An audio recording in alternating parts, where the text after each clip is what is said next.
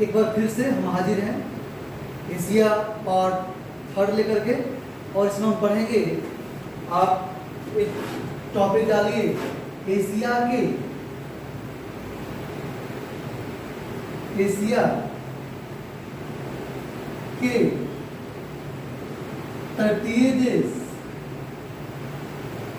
तटीय देश एवं जल संधियां।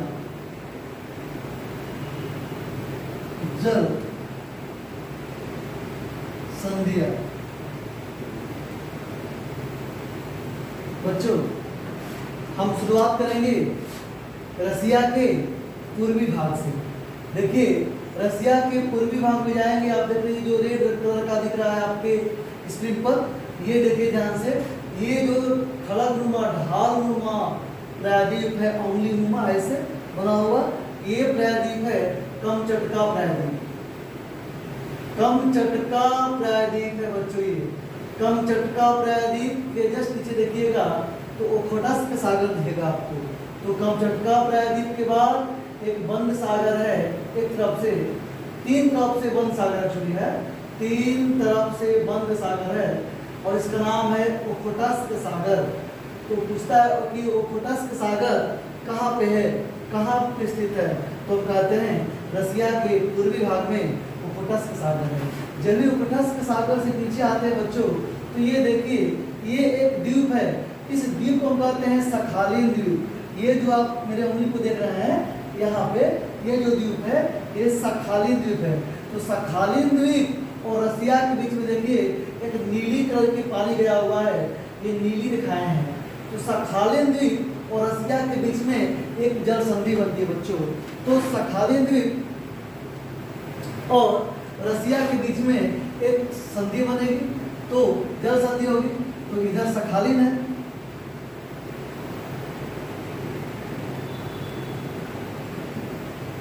सखालिन द्वीप समूह द्वीप है, और इधर आपका है मुख्य रसिया, मुख्य रूस। दोनों भागों को ये जल संधि अलग कर देगी, और ऊपर में देखिए ओखोटस्क सागर है, तो दक्षिण में जापान सागर है।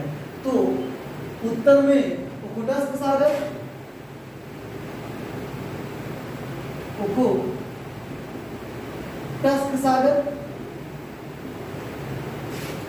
इधर जापान सागर। तो ओखोटस्क सागर को जापान सागर से जोड़ती है, मुख्य रसिया को सखालिन द्वीप से अलग करती है। एक बहुत ही महत्वपूर्ण जल संधि है प्यारे बच्चों। इस जल संधि का नाम है टार्टर जल संधि। टार्टर जल संधि याद रखेंगे, परीक्षा में जल संधियां बहुत ही महत्वपूर्ण है परीक्षा के दृष्टिकोण से। तो पहली जल संधि आपने देखा। आगे यदि बढ़िएगा तो देखिए ये आपका सखालिन द्वीप और ओखोटस्क सागर के जस्ट नीचे देखिएगा तो आपको ये जापान द्वीप दिखाई देगा, जापानी द्वीप सारा। तो ये जापानी द्वीप, तो ये सखालिन और ये जापान का सबसे उत्तरी द्वीप है, इसका नाम है होक्काइडो। तो होक्काइडो और सखालिन, होक्काइडो और सखालिन के बीच में एक जल संधि है, और ये जल संधि कहलाता है सोया जल संधि। तो एक जल संधि और बनी, तो ये पहली थी। दूसरा देखिए क्या लिखेंगे, लिखेंगे ऊपर में सखालिन द्वीप समूह, सखालिन द्वीप,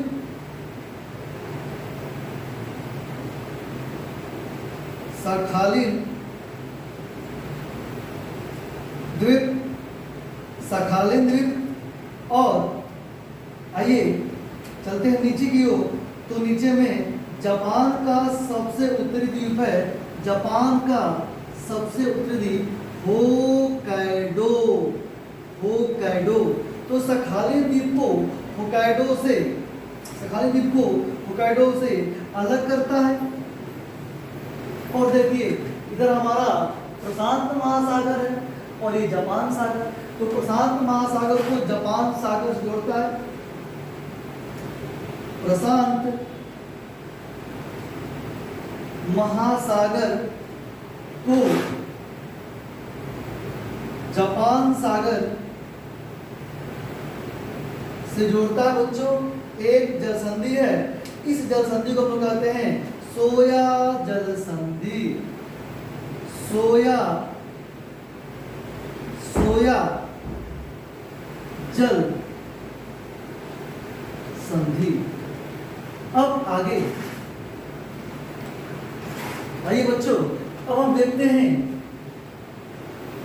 ओखोटस्क सागर से लेकर के, देखिए ये लिखा हुआ है पूर्वी चाइना सागर।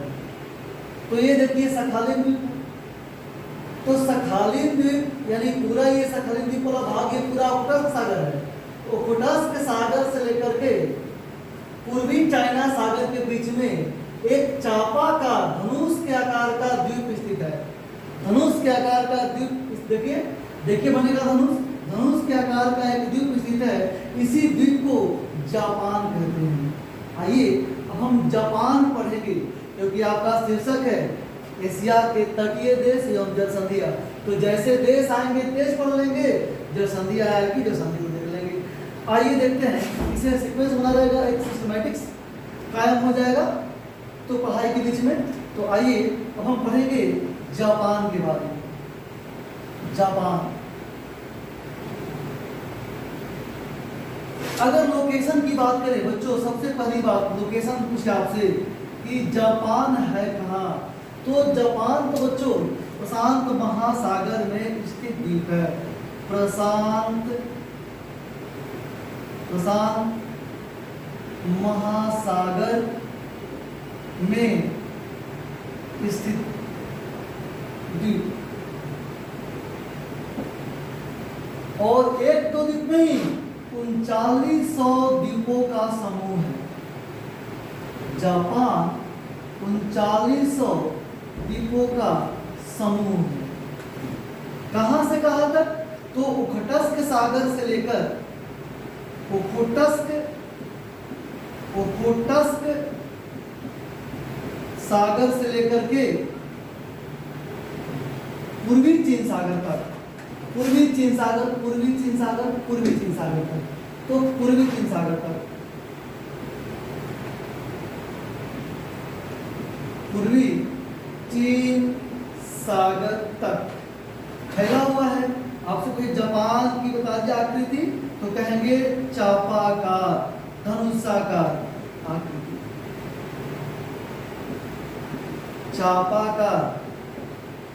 चापाकार अर्थवेट, धनुषाकार आकृति में फैला हुआ एक द्वीप है जो 3900 द्वीपों का एक समूह है। 3900 द्वीप है बाबू यहाँ पे। जैसे ही हम जापान के अवलोकन करेंगे तो क्या हमें 3900 द्वीप पढ़ना है? नहीं, जापान में हमें 3900 द्वीप नहीं पढ़ना है, लेकिन जापान के 4 प्रमुख द्वीप हैं। उन्हीं 4 प्रमुख द्वीपों को पढ़ना है। कैसे, देखिए सबसे उत्तर में, जापान के सबसे उत्तर में होकाइडो, होकाइडो के बाद देखिए होन्शु, ये आपको जहां तक जंगली याद है, देखिए ये होन्शु, और होन्शु के जस्ट बगल में देखिए, होन्शु के जस्ट लगता है कि होन्शु सटा हुआ है, लेकिन सटा हुआ नहीं है, इसका नाम है शिकोकु। ये शिकोकु छोटा सा, और ये क्यूशु। तो होकाइडो, होन्शु, ये देखिए हमारा शिकोकु और ये क्यूशु। ये क्रम पूछता है बाबू, तो इस क्रम को कैसे याद करेंगे? इस क्रम को कैसे याद करेंगे? आइए इस जापान के 4 प्रमुख द्वीपों का हम क्रम आपको याद करवा दे रहे हैं। जापान के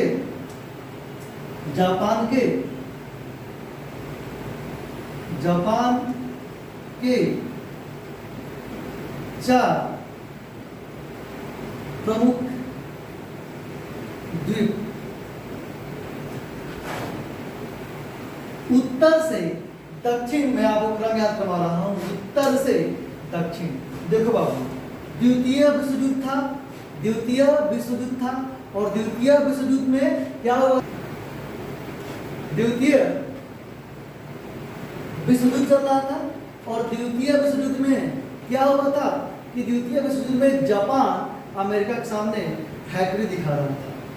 तो अमेरिका ने कहा जापान से, क्या कहा? होश में आओ, होश में आओ,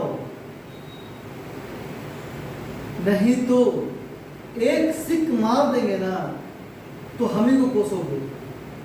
हैकड़ी कौन दिखा रहा था? जापान। तो हैकड़ी से बना होक्काइडो, हैकड़ी से बना होक्काइडो, सबसे उत्तरी द्वीप बना बाबू होक्काइडो, होक्काइडो। अमेरिका चिताया, क्या होश में आ जाओ। तो होन्शु बना। तीसरा क्या कहा कि मार देना ना सिक, तो सिक माने एटम बम, तो सिक से हो गया सिकोकू, सिकोकू, सिकोकू। फिर बना, इसके बाद कहा कि मार देंगे सिक तो हम ही को कोसोगे, तो हो गया क्यूसू, क्यूसू। रोना आ जाएगा, रिक्यू, रिक्यू। देखो तो ये क्रम है बाबू। सबसे उत्तर में होक्काइडो, फिर कौन? होन्शु, फिर कौन? शिकोकू, फिर कौन? क्यूसू, फिर कौन? रिक्यू। याद रखेंगे। अब हम बारी बारी से इन द्वीपों के बारे में पढ़ेंगे। आगे बच्चों आइए, अब हम बारी बारी से इन द्वीपों का अध्ययन करेंगे। तो उसमें सुविधा के लिए यहाँ बना लेता हूँ ऐसा है द्वीप।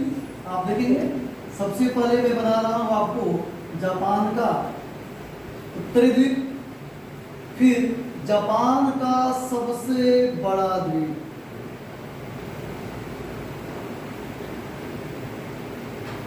देखिए यहीं पर है आपका, ऐसे ही लोकेशन है इसका शिकोकू का। फिर जस्ट नीचे आपको दिख रहा होगा, दिख रहा है आपको? तो ऐसे ही आइलैंड है, बना हुआ है। देखिए तो सबसे पहले हम क्या देख रहे हैं इसमें? इसमें सबसे पहले हम देख रहे हैं कि ये है हमारा बच्चों होक्काइडो। क्या है प्यारे बच्चों? Hokkaido, Hokkaido. ये कौन सा है? ये है आपका होन्शु, होन्शु। ये कौन सा है आपको? तो शिकोकू, शिकोकू। ये कौन सा है? क्यूसू। दिख रहा है आपको बढ़िया से? आइए देखिए, सबसे पहली बात, जापान में जो होक्काइडो द्वीप है इसकी क्लाइमेट अलग है। जापान के हर द्वीपों का क्लाइमेट अलग अलग है। होक्काइडो की बात करेंगे तो होक्काइडो द्वीप का जो जलवायु है ये हिमाच्छादित है, बर्फ वाला है, हिमाच्छादित,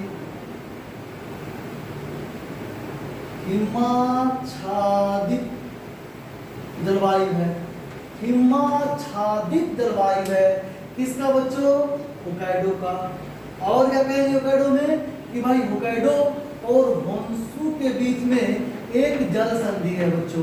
होक्काइडो और होन्शु के बीच में एक जल संधि है। इस जल संधि का नाम है सुगारू। तो आपको एक जल संधि मैं बता रहा हूँ यहाँ पे, कौन को? तो ऊपर में होक्काइडो है, ऊपर में होक्काइडो, नीचे में देखिए होन्शु। तो होक्काइडो को जापान की दोनों द्वीप है, होक्काइडो को होन्शु से अलग कर रहा है, जापान सागर को प्रशांत महासागर से। किससे? ये जापान सागर और ये प्रशांत महासागर, जापान सागर और प्रशांत महासागर को जोड़ रहा है। तो जापान, जापान सागर को प्रशांत महासागर, महासागर से जोड़ रहा है बच्चों। एक बहुत ही इंपॉर्टेंट जल संधि है, नाम है सुगारू, सुगारू जल संधि, सुगारू जल संधि, सुगारू जल संधि होक्काइडो और होन्शु को अलग करता है। बच्चों अगर हम बात करें कि होक्काइडो द्वीप पर एक कौन सा पर्वत है, तो होक्काइडो पर आपको एक पर्वत का भी नाम याद रखना है। हालांकि मैं पर्वत अलग से पढ़ाऊंगा, लेकिन यहाँ पे पर्वत आप ऐसे ही याद कर लीजिए। पर्वत का नाम है असीडेक पर्वत, असीडेक, असीडेक पर्वत, असीडेक पर्वत अनुवाद। असीडेक पर्वत आपसे कोई पूछे कि किस देश में है, कहेंगे जापान। अच्छा, जापान की बात हो रही है तो आपने अभी देखा यहाँ जल संधि कौन सी है, सुगारू, तब यहाँ पे सुगारू। अब आगे देखो बच्चों, जापान का सबसे बड़ा द्वीप है होन्शु। देख रहे हैं, जापान का सबसे बड़ा द्वीप होन्शु और सबसे ज्यादा जनसंख्या भी जापान के होन्शु द्वीप पर ही निवास करती है। तो होन्शु द्वीप पर ही जापान की राजधानी टोक्यो अवस्थित है। जापान की राजधानी टोक्यो, देखिए आप मैप में, यहाँ टोक्यो है। तो जापान सफल आपको कि जापान की राजधानी टोक्यो, जापान की राजधानी टोक्यो किस द्वीप पर अवस्थित है, तो बच्चों हम कहते हैं होन्शु द्वीप पर अवस्थित है। होन्शु द्वीप पर जापान के सर्वाधिक जनसंख्या का संकेंद्रण, जापान के सर्वाधिक जनसंख्या का संकेंद्रण बच्चों होन्शु द्वीप पर ही है। अब आगे हम जैसे ही बढ़ेंगे तो होन्शु द्वीप पर ही है। जापान में सबसे बड़ा मैदानी भाग है, जापान का सबसे बड़ा मैदानी भाग, जापान का सबसे बड़ा मैदानी भाग जिसे हम लोग कहते हैं क्वांटिको का मैदान या क्वांटो का मैदान। तो क्वांटिको, क्वांटिको या क्वांटो, क्वांटो का मैदान भी जापान में होन्शु द्वीप पर ही है। तो जापान का सबसे बड़ा ज्वालामुखी पर्वत, जापान का सबसे बड़ा ज्वालामुखी पर्वत, जापान का सबसे बड़ा ज्वालामुखी पर्वत फ्यूजियामा, फ्यूजियामा, फ्यूजियामा भी बच्चों कहाँ पे है, तो फ्यूजियामा भी ये आपके होन्शु द्वीप पर ही अवस्थित है। अब होन्शु द्वीप है तो होन्शु द्वीप पर बहुत सारे शहर भी होंगे, जैसे आप सुने होंगे हिरोशिमा में, आप हिरोशिमा और नागासाकी दो शहर का नाम सुने होंगे। हिरोशिमा का और नागासाकी दो शहरों का आपने नाम सुना होगा। इसमें हिरोशिमा और नागासाकी दो शहर है। तो आपसे पूछेगा कि हिरोशिमा किस द्वीप पर है, आइए इसको देखते हैं बच्चों। तो ये जो हिरोशिमा है, हिरोशिमा शहर, तो आप याद करेंगे हिरोशिमा शहर, हिरोशिमा शहर, हिरोशिमा शहर पूछेगा हिरोशिमा शहर किस द्वीप पर है, तो कहेंगे होन्शु द्वीप पर, होन्शु, होन्शु द्वीप पर। आपको याद है ना, यहीं पे 6 अगस्त 1945 ईस्वी को अमेरिका द्वारा प्रथम परमाणु हमला किया गया था। और जो नाम था, कोड नाम लिटिल बॉय, बम का नाम क्या था, लिटिल बॉय, लिटिल बॉय। हालांकि लिटिल बॉय उसका ये कोड नेम था, बना किसका था, तो यूरेनियम 235, यूरेनियम का बना हुआ था। यूरेनियम परमाणु हमला हिरोशिमा शहर हुआ बच्चों। आज भी हिरोशिमा में इसके प्रभाव देखे जाते हैं। तो सबसे पहली बार जो हिरोशिमा शहर है होन्शु द्वीप पर है। अमेरिका 6 अगस्त 1945 को लिटिल बॉय नामक एक बम पटकता है और जापान को सरेंडर के लिए दिवस कर देता है। और बताए बात बच्चों, तो जापान की 80% जनसंख्या, जापान की 80% जनसंख्या, 80% जनसंख्या होन्शु द्वीप पर ही निवास करती है। आप इस बात को याद रखना है, जापान की 80% जनसंख्या होन्शु द्वीप पर निवास करती है। आगे बढ़ेंगे, जैसे फ्यूजियामा है उसी तरह का एक और वहां पे ज्वालामुखी है जो एक्टिव है, उस ज्वालामुखी का नाम है फोसा मैग्ना।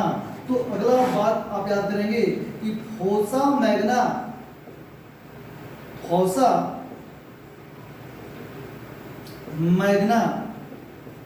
नामक ज्वालामुखी, फोसा मैग्ना ज्वालामुखी ये भी जापान के होन्शु द्वीप पर ही स्थित है, जापान के होन्शु द्वीप पर स्थित है फोसा मैग्ना। अच्छा, अब यहाँ पे क्या है बच्चों, कि बहुत अच्छे शहर हैं, जैसे टोक्यो यहीं पर है, हिरोशिमा यहीं पर है, फिर क्योटो यहीं पर है, कावासाकी यहीं पर है, कोबे यहीं पर है, ओसाका यहीं पर है। आइए इन शहरों का अध्ययन करें, क्योंकि यहाँ से सवाल परीक्षा में पूछे जाते हैं। तो हम लोग हेडिंग बनाएंगे, जापान के होन्शु द्वीप पर अवस्थित प्रमुख शहर। बच्चों आइए देखें हम होन्शु द्वीप के शहर, होन्शु द्वीप के शहर। प्यारे बच्चों, सबसे पहली बात करेंगे हम लोग जापान के सन नगर, जापान के सन नगर। सन नगर का मतलब बताऊं, जो आस पास में है और एक जैसा व्यापार के लिए फेमस है, आस पास में हो और एक जैसे व्यापार के लिए फेमस हो, तो उसे कहते हैं हम सन नगर। तो आइए सबसे पहले हम बताते हैं आपको, आप अपने मैप को देखिएगा, ऑक्सफोर्ड एटलस आपको लेना है और मैं शहर लिख रहा हूं, 3 शहर है जापान के सन नगर में, टोक्यो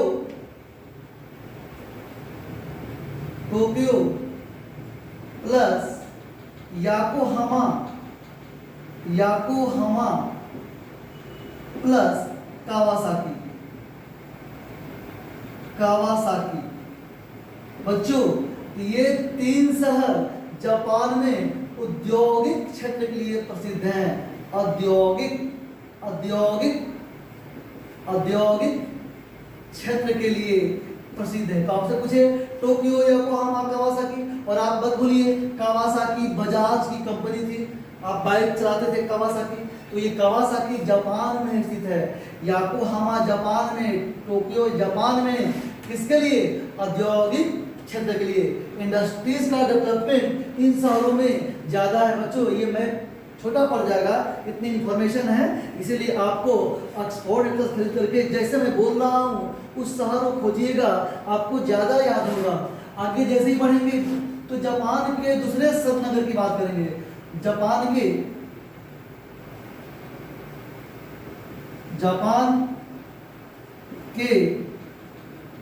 अन्य सन नगर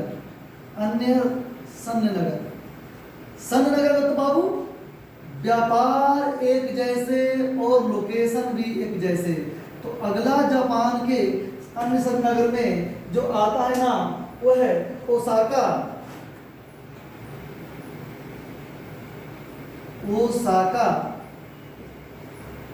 प्लस कोबे प्लस क्योटो। बच्चों ये तीनों शहर सूती वस्त्र उद्योग के लिए, सूती वस्त्र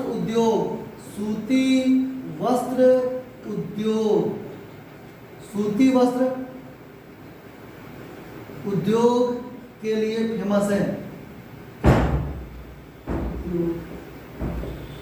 सूती वस्त्र उद्योग के लिए फेमस है। आइए अब आगे चलते हैं, आगे देखते हैं। आइए अब देखते हैं। सबसे पहले मैंने लिया था नाम क्योटो का, क्योटो। क्योटो बच्चों, क्योटो की जब बात करेंगे तो क्योटो जापान की सांस्कृतिक राजधानी है। क्योटो, पहला पॉइंट, जापान की सांस्कृतिक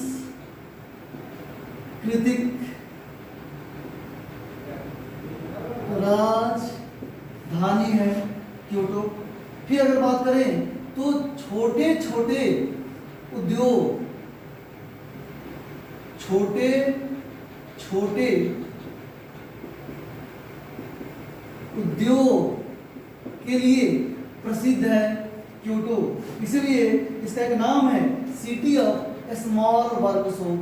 city city city of small workshop. छोटे छोटे इंडस्ट्रीज इस इलाके में बहुत सारे हैं। और आप तीसरी सबसे इंपॉर्टेंट बात बच्चों कि जलवायु परिवर्तन से संबंधित जो ग्रीन हाउस गैस के उत्सर्जन में, ग्रीन हाउस गैस के उत्सर्जन में कमी के लिए यहीं पर एक सम्मेलन हुआ था जिसे हम कहते हैं क्योटो प्रोटोकॉल। समय था 1997 में एक सम्मेलन हुआ था, तो क्योटो प्रोटोकॉल हुआ था। क्योटो प्रोटोकॉल कब होता है प्यारे बच्चों? 1997 में। बहुत इंपॉर्टेंट सवाल ये तो, और पूछता है किससे संबंधित है क्योटो प्रोटोकॉल, तो कहेंगे green house gas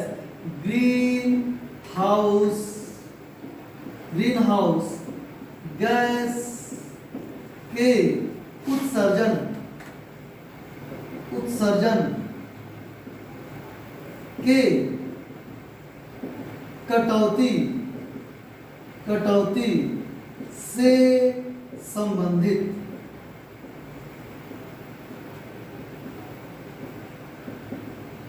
green house gas के उत्सर्जन के कटौती से संबंधित क्योटो का उल्लेख है। अब आगे अगला शहर की बात करें बच्चों, योकोहामा। देखिए मैंने नाम दिया था आपको योकोहामा भी। योकोहामा। सबसे पहली बात आपसे कोई सवाल पूछे कि जापान का सबसे बड़ा बंदरगाह का नाम बताइए, तो जापान का सबसे बड़ा बंदरगाह कौन है प्यारे बच्चों? जापान का सबसे बड़ा बंदरगाह योकोहामा है। तो आप लिखेंगे इस बात को कि जापान का सबसे पहला पॉइंट, इस सबसे बड़ा बंदरगाह।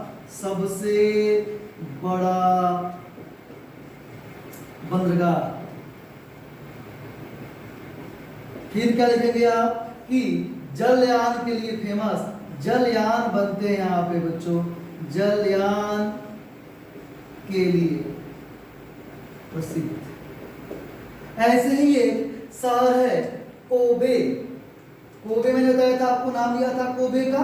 तो कोबे क्यों फेमस है? तो आपसे पूछे कि जापान का सबसे व्यस्त बंदरगाह बताइए, तो जापान का सबसे व्यस्त बंदरगाह है कोबे। जापान का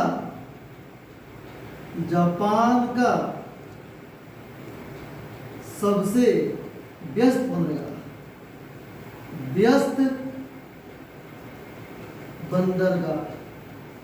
अब आगे बच्चों डिस्कशन क्रम में एक और बात आई थी, ओसाका। शहर था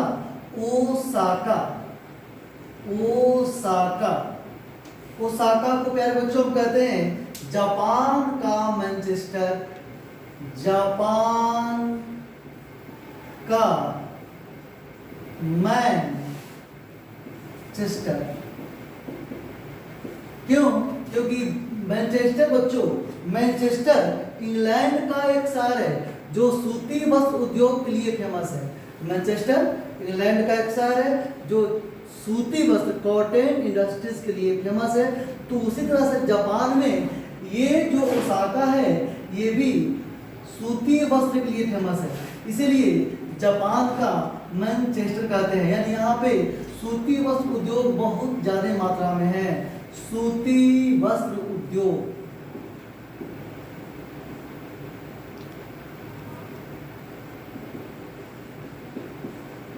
बच्चों जब भी हम आगे बढ़ेंगे तो दूसरे शहर की बात करेंगे। एक शहर आएगा नगोया, नागोया, नगोया।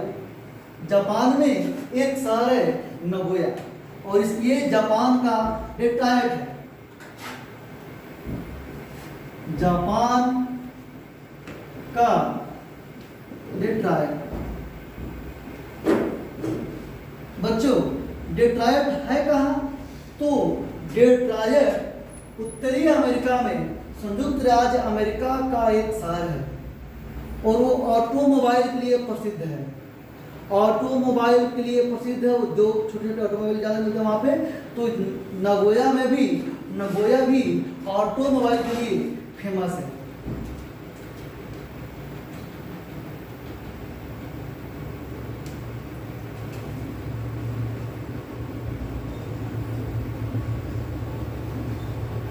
ऑटोमोबाइल के लिए फेमस है बच्चों जापान का नगोया। तो जापान का नगोया आपको ऑटोमोबाइल के लिए प्रसिद्ध है। अतः जापान का डेट्रॉयट किसे कहते हैं? नगोया को। जापान का किसे कहते बाबू? नगोया को कहते हैं। अब हम आगे बढ़ते हैं तो नगोया और एक किसे हम जापान का इसे हम जापान का ब्रेड फोर्ट भी कहते हैं। ब्रेड फोर्ट, इसे हम जापान का ब्रेड फोर्ट भी कहते हैं।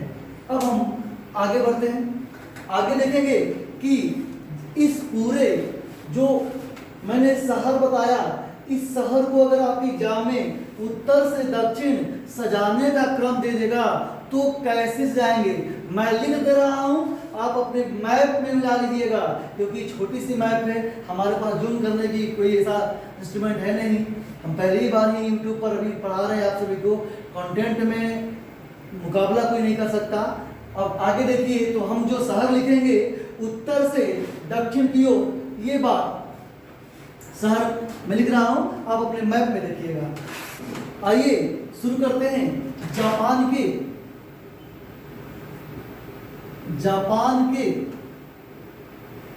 प्रमुख शहरों का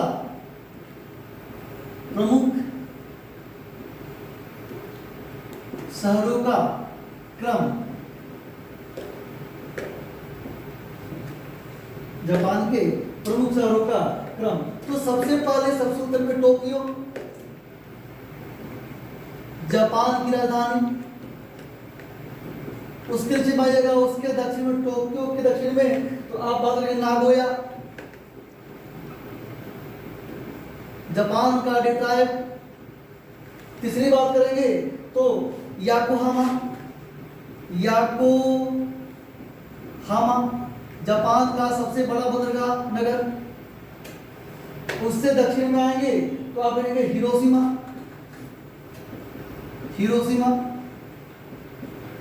और ये सब होन्शु द्वीप पर है बाबू, हिरोशिमा। पांचवा की बात करेंगे जो दक्षिण में आएगा वो शहर होगा क्योटो।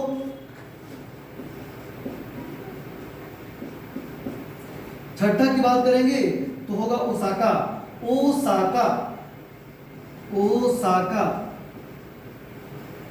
सबको याद है?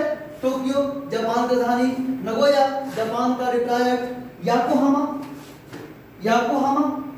जापान का सबसे बेस्ट बंदरगाह, हिरोशिमा बाबू यहाँ पे 6 अगस्त 1945 ईस्वी को 6 अगस्त 1945 ईस्वी को अमेरिका लिटिल बॉय यूरेनियम नामक बमबारी किया था। क्योटो जापान की सांस्कृतिक राजधानी और छोटे छोटे उद्योगों का शहर, और यहीं पे वो था ओजोन गैस के जो ग्रीन हाउस गैस है उसके उत्सर्जन से संबंधित प्रोटोकॉल। और ओसाका जापान का मैनचेस्टर। आगे बढ़ते हैं।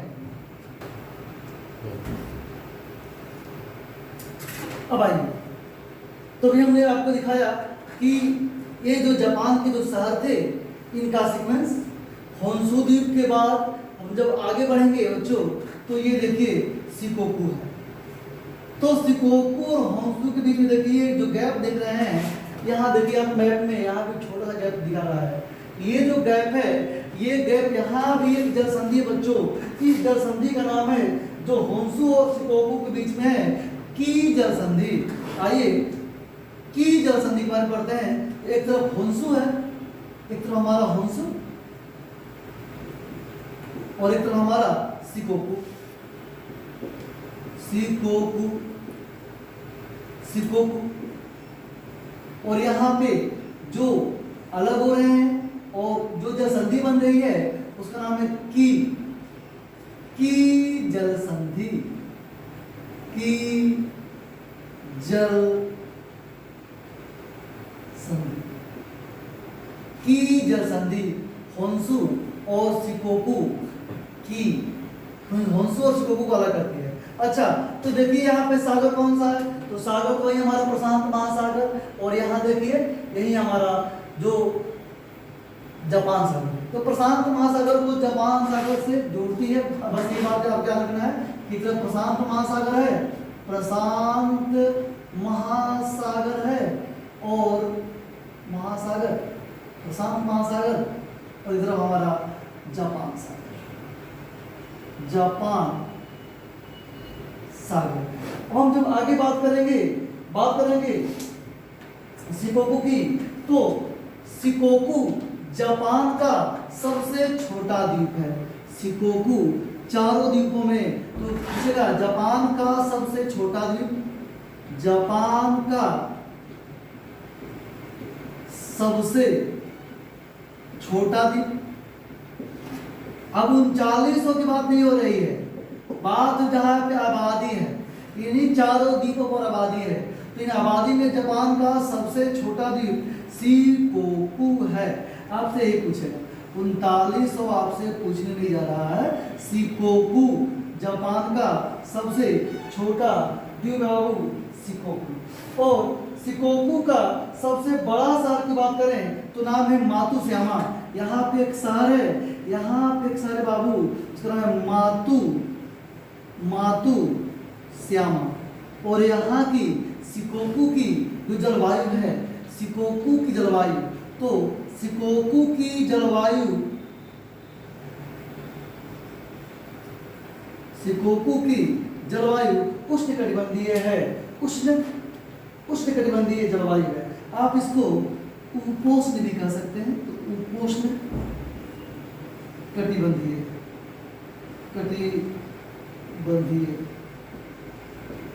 उपोष्ण कटिबंधीय जलवायु है।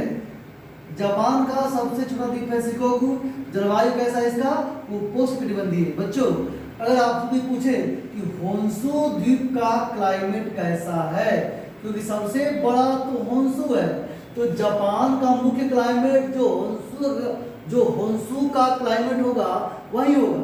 तो सबसे मुख्य क्लाइमेट जो मुख्य द्वीप है, इसका क्लाइमेट आपसे पूछे तो आप क्या कहेंगे कि इसका क्लाइमेट कैसा है?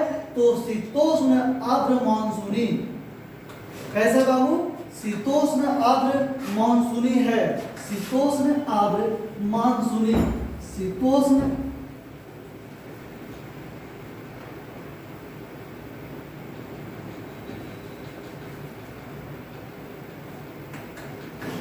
ये इसकी जगह कैसी है? शीतोष्ण आर्द्र मानसूनी। तो आपसे पूछे कि जापान की जलवायु कैसी है, तो शीतोष्ण आर्द्र मानसूनी क्लाइमेट है। आपको इस बात को याद रखनी है। अब जब भी आगे बढ़ेंगे तो शिकोकु के आगे क्यूशु है। तो देखिए क्यूसू और शिकोकू के बीच में भी जल संधि है, एक बनेगा यहाँ पे। तो यहाँ भी एक जल संधि है, उस जल संधि का नाम है बुंगो, बुंगो जल संधि। याद रखें बच्चों, एक तरफ शिकोकू हमारा, शिकोकू, एक तरफ क्यूसू, और शिकोकू और क्यूसू के बीच में एक जल संधि है, नाम है बुंगो जल संधि। तो ये जल संधि है बुंगो, बुंगो जल संधि, बुंगो जल संधि। तो आपको मैंने जल संधि कितना पढ़ा दिया, याद आ रहा है? सबसे पहले मैंने आपको एक यहाँ पे जल संधि दिखाई थी टर्टल, फिर मैंने आपको पढ़ा दिया, यहाँ दिखाया था मैंने सोया, फिर मैंने यहाँ दिखाया आपको सुगारू, फिर मैंने आपको दिखाया यहाँ पे की, फिर मैंने आपको दिखाया बुंगो।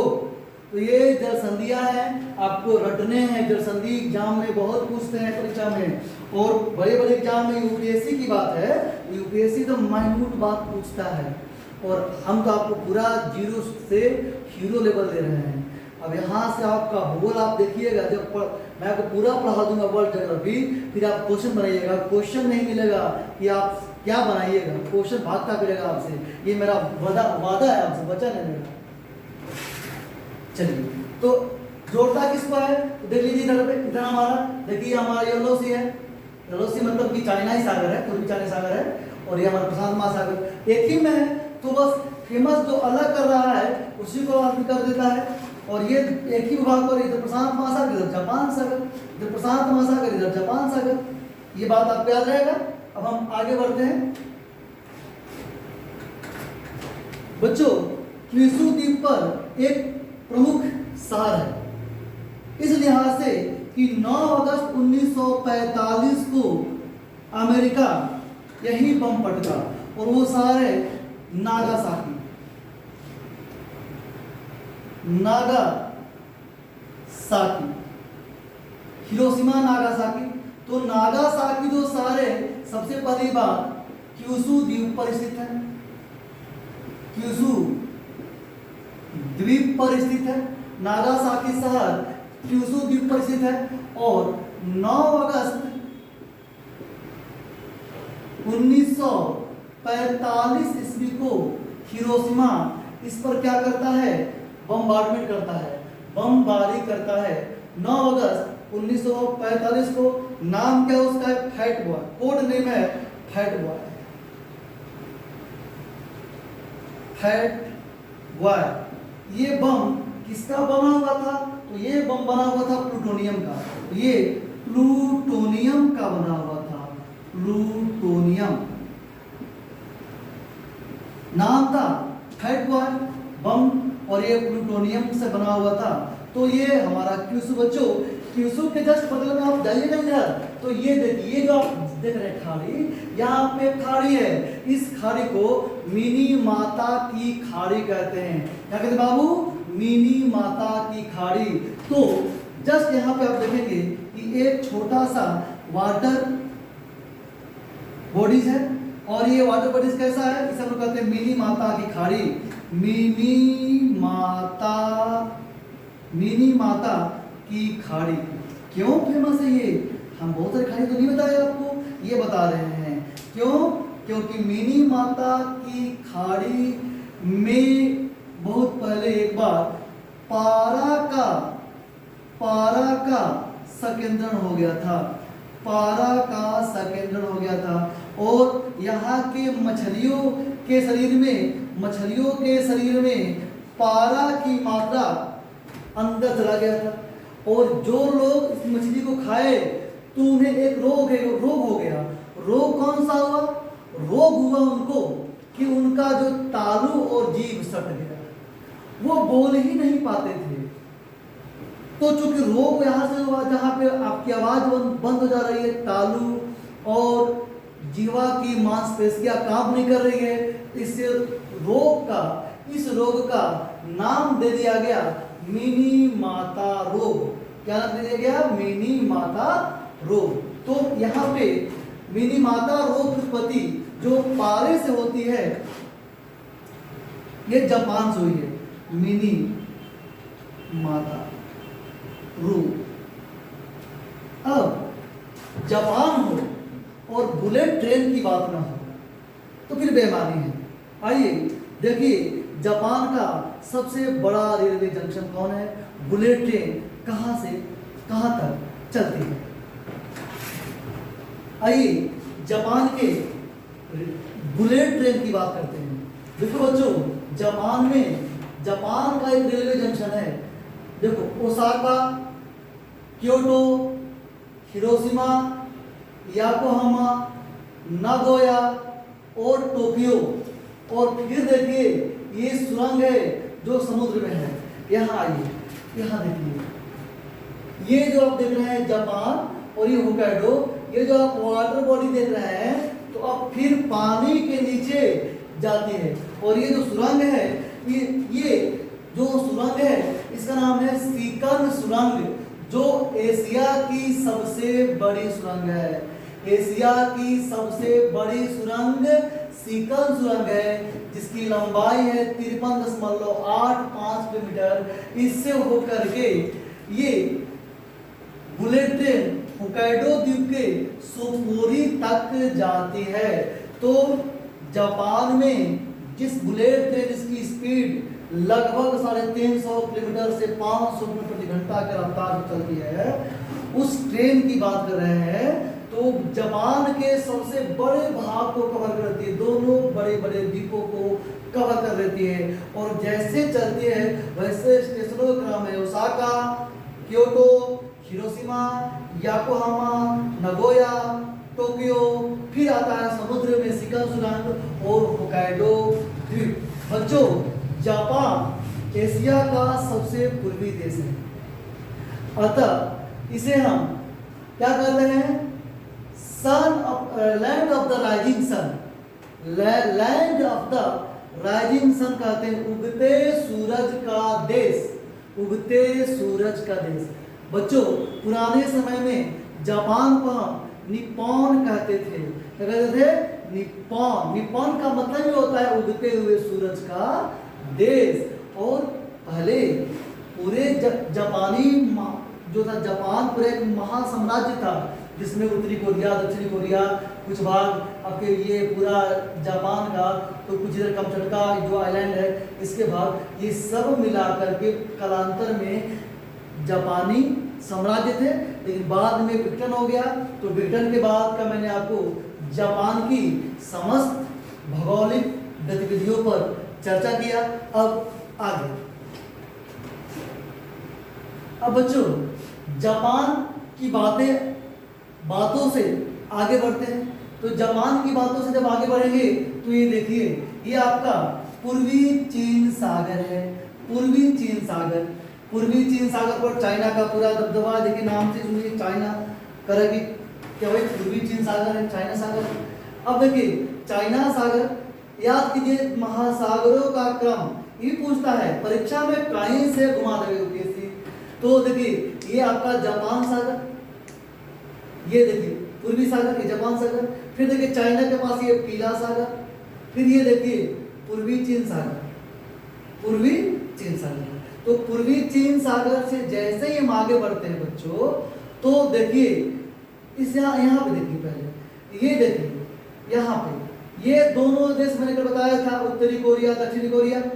उत्तरी कोरिया, दक्षिणी कोरिया के बीच में कौन सी रेखा बताइए, कौन रेखा बोलो? 38वीं समानांतर रेखा। और इसके बाद ये देखिए ध्यान से, यहाँ पे देखिए एक जल संधि है, बस मैं नाम बता दे रहा हूँ आपको। ये कोरिया जल संधि है। कौन जल संधि है? कोरिया। तो कोरिया जल संधि के द्वारा दोनों कोरिया जो देश है ये जापान से अलग हो जाता है। उधर हमारा जापान सागर, इधर हमारा पीला सागर। तो सागर याद करने के लिए प्रसिद्ध है ये, अच्छा एक उदाहरण है। तो हम इसको लिख देते हैं कि कोरिया जल संधि जो है, कोरिया जल संधि। अब बच्चों पढ़ते हम लोग, एक तरफ आपका इधर जापान, इधर आपका कोरिया, और कोरिया में कौन कोरिया, दक्षिण कोरिया, कोरिया। और कोरिया का राजधानी आपको पता ही है, दक्षिणी कोरिया का राजधानी कहाँ है, सियोल। उत्तरी कोरिया कहाँ है, प्योंगयांग। तो उधर हमारा जापान सागर, जापान सागर, इधर पीला सागर। जापान सागर और पीला सागर, जापान सागर और पीला सागर को जोड़ता है, कोरिया को जापान से अलग करता है। जल संधि का नाम ही है कोरिया जल संधि, कोरिया जल संधि, कोरिया जल संधि। जब भी कोरिया जल संधि से आगे बढ़ेंगे, यहाँ पर मार्क कर देंगे कोरिया का, कोरिया जल संधि से जैसे ही आगे बढ़ेंगे बच्चों, तो आप देखिए प्रवेश कर जाइएगा पूर्वी चाइना सी में, पूर्वी चीन सागर में चल जाइएगा, और वहां जस्ट जब नीचे जाइएगा तो आएगा ताइवान। पता है आपको, अभी चाइना ताइवान में कोल्ड वॉर चल रहा है। चाइना ताइवान के सीमा से मात्र 16 किलोमीटर की दूरी पर युद्धाभ्यास कर रहा है। तो ये ताइवान और चाइना, तो एक आपको और देश मिलेगा ताइवान, प्रशांत महासागर का एक द्वीप है। कौन, ताइवान।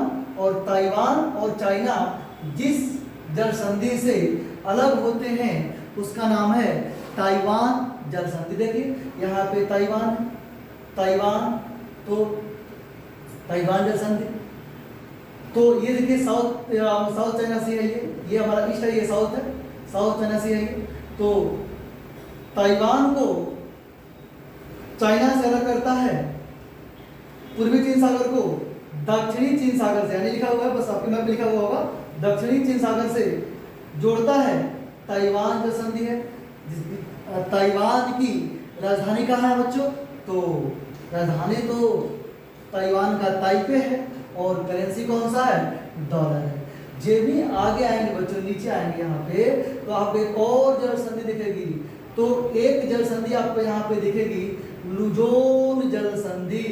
कौन जल संधि प्यारे बच्चों, लुजोन, जो ताइवान को फिलीपींस से अलग करेगी, ताइवान को फिलीपींस से अलग करेगी। एक जल संधि का नाम बताइए, तो नाम है वो लुजोन्स। अब आइए फिलीपींस, फिलीपींस के पास आते हैं। ये देखिए फिलीपींस, पीले रंग के कलर में है फिलीपींस। और फिलीपींस की राजधानी कहाँ है बताओ, मनीला। और करेंसी क्या है इसका, पीसो। अब देखो फिलीपींस की बात करेंगे बच्चों, आओ फिलीपींस की बात करते हैं बच्चों।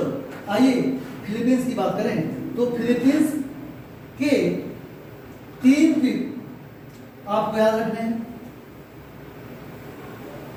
फिलीपींस के 3 द्वीप आपको याद रखने क्रम से, तो सबसे पहले देखिए, सबसे उत्तर में लुजोन है, लुजोन।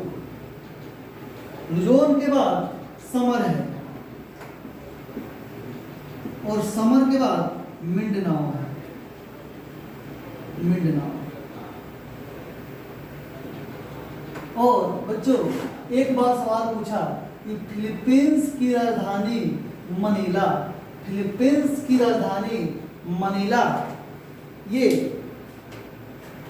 किस द्वीप पर है, तो ये मनीला जो है लुजोन द्वीप पर है, मनीला। और आप मत भूलिए क्या भाई, कि चावल शोध संस्थान, चावल शोध संस्थान विश्व का, एशिया का चावल शोध संस्थान मनीला में ही है। तो ये छोटी सी जानकारी आपको रखनी है, किसके लिए, आपको फिलीपींस और जो छोटे छोटे द्वीप है, और ये भी प्रशांत महासागर में ही है। कहाँ है, प्रशांत महासागर में। फिलीपींस से ही आगे जब हम बढ़ते हैं तो आपको एक मिलेगा ट्रेंच। फिलीपींस से जब भी आप उत्तर पूर्व पर बढ़िएगा, उत्तर पूर्व में दुनिया का सबसे गहरा गर्त है, उत्तर पूर्व में जाइएगा आप फिलीपींस से, तो फिलीपींस से थोड़े उत्तर पूर्व बढ़िएगा तो आपको विश्व का सबसे गहरा गर्त मिलेगा बाबू। उस गहरा गर्त का नाम है मैरियाना ट्रेंच। Mariana trench. आइए इसके बारे में थोड़ी सी जानकारी ले लेते हैं। क्या जानकारी है मैरियाना ट्रेंच के बारे में? कि सबसे पहले कहेंगे यह दुनिया का सबसे गहरा गर्त है। दुनिया के सबसे गहरा गर्त मैरियाना। ऐसे गर्त को बाबू ऐसे करते हैं उल्टा, पहाड़ी रहता तो ये नोकी रहता ऊपर, ट्रेंच है इसको ब्लैक कलर से, जब भी आप अपने मैप में नीचे की ओर देखिएगा निशान, आप समझिएगा कि ये ट्रेंच बनाया गया है। तो मैं दुनिया का सबसे गहरा गर्त, लोकेशन फिलीपींस से उत्तर पूर्व की ओर, फिलीपींस से उत्तर पूरब की ओर। अगर गहराई की बात करें तो 11,022 मीटर, 11,022 मीटर लगभग 11 किलोमीटर। इसका एक और नाम है चैलेंजर गर्त। चैलेंजर गर्त क्यों भाई? क्योंकि चैलेंजर के अभियान के द्वारा ही इसे खोजा गया था, तो इसका नाम चैलेंजर गर्त भी है। और कहाँ पे है इसका स्थिति? तो फिलीपींस से उत्तर पूर्व में। कहाँ पे? प्रशांत महासागर में। प्रशांत महासागर में दुनिया का सबसे गहरा गर्त है। नाम क्या बाबू उसका? Mariana trench. तो अभी आप देखिए हमारे साथ ये कमचटका प्रायद्वीप से होते हुए सी ऑफ ओखोटस्क सागर को देखते हुए, देखिए यहाँ पे एक द्वीप देखेंगे आपको, छोटे छोटे द्वीपों की मंडली दिखाई दे रही होगी। इस द्वीप को हम लोग बोलते हैं कुरिल द्वीप समूह। क्या बोलते हैं? कुरिल या क्यूराइल द्वीप समूह। तो कमचटका प्रायद्वीप, क्यूराइल द्वीप समूह, ओखोटस्क सागर, फिर ये पूरे जापान आपने देखा, फिर जापान के बाद आपने ताइवान देखा, ताइवान के बाद आप फिलीपींस देखे। ये फिलीपींस के बारे में मैंने आपको जानकारी दिया। और फिलीपींस से जस्ट उत्तर पूर्व में आपने क्या देखा? अपने मैप में देखिएगा तो दिखाई देगा आपको मैरियाना ट्रेंच, तो दुनिया का सबसे गहरा गर्त है। अब जैसे ही हम नीचे उतरे बाबू, तो नीचे आपको दुनिया के सबसे बड़े द्वीप समूह की मंडली दिखाई देगी। दुनिया की सबसे बड़े द्वीप समूह की मंडली का नाम है इंडोनेशिया। तो अब हमें पढ़ना है इंडोनेशिया के बारे में, जहाँ से परीक्षा के दृष्टिकोण से बहुत अच्छे प्रश्न बनते हैं। तो आगे हम पढ़ेंगे अगले वीडियो में। यह हमारा क्योंकि समय ज़्यादा हो गया है और एक पूरा इंडोनेशिया और बाकी सब जो तटीय देश है पढ़ने में एक वीडियो और आपको 1 घंटे समय और आपको देने पड़ेंगे। तो आगे हम पढ़ेंगे अगले वीडियो में, जो हम आगे जो बचा होगा इंडोनेशिया से लेकर के इधर का जो भी आप देख रहे हैं, जो भी तट वाले देश होंगे, मालदीव वगैरह सब कुछ, ये हम देख लेंगे और फिर आगे बढ़ेंगे। तो आज के लिए इतना ही। अपना ख्याल रखेंगे। और ये वीडियो कैसा लग रहा है, आपको हमारी पढ़ाई कैसी लग रही है, आप हमें अपना सुझाव देंगे, कमेंट में लिखेंगे कि हमें और क्या सुधार करना है, तो आपका आदेश सुधार्य होगा। अपना ख्याल रखें। Take care, bye. लाइक करें, सब्सक्राइब करें। Thank you.